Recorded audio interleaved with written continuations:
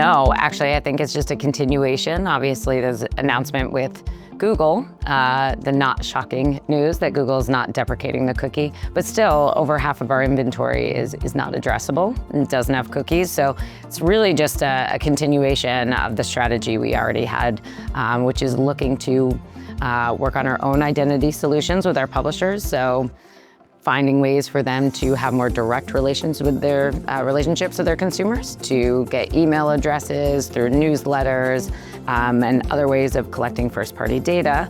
And then, of course, also partnering with third parties in the industry, such as ID5 and other partners to create our own graph and figure out ways to make sure that we're sending the right signals in the bid stream to our programmatic partners to ensure addressability. So it's really just a continuation. So I think the thought of the cookie going away obviously spurred a lot of innovation, but it's innovation that still needs to exist just given privacy regulations that are going to continue. You need tokenized identifiers to make sure you can, use sensitive data, but in a privacy-safe way, and make, users more addressable, and then make sure create good consumer experiences, and then buyers get the attribution and other signals they need.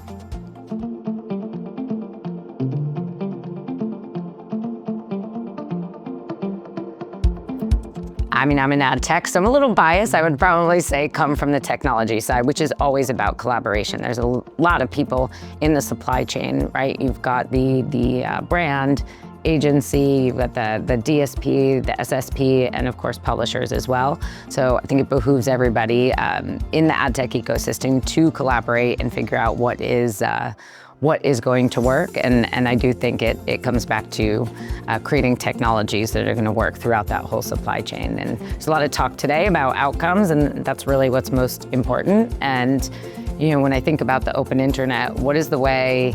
Seems like the open internet pie stays the same every year, and more dollars go and flow into the walled gardens. And so how do we find ways in the open web to kind of reduce the fragmentation and find ways to make budgets scale across different types of inventory? And it definitely is going to be a collaboration with publishers, with third-party tech partners, and those third-party tech partners also having to collaborate with SSPs and DSPs to ensure they're ingesting the right signals and decisioning off of them. And then, of course, trust and transparency is going to be critical. So, a lot of things can be passed in a bid stream, but is it being done in the right way? Is it being done accurately?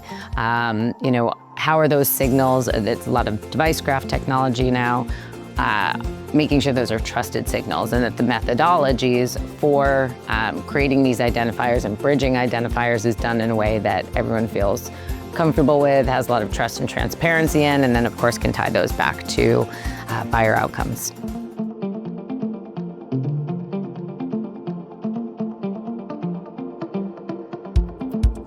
One of the things I've personally been talking a lot about, and speaking of technologies, is, there's a lot of legacy technologies out there that, are preventing the open web from being able to scale, and a lot of blocking that's happening. So one of the things I'm, particularly passionate about and talking a lot about this week is, how do we get around some legacy technologies and disrupt that a little bit, and make sure, whether it's through contextual signals or working with identity providers, or new AI-driven, can't be an interview at Cannes this year without saying AI, using AI and other technologies to ensure, for example, news inventory is not being blocked. There's highly performant news inventory today, about 50, 60, up to 70% of that content is being blocked.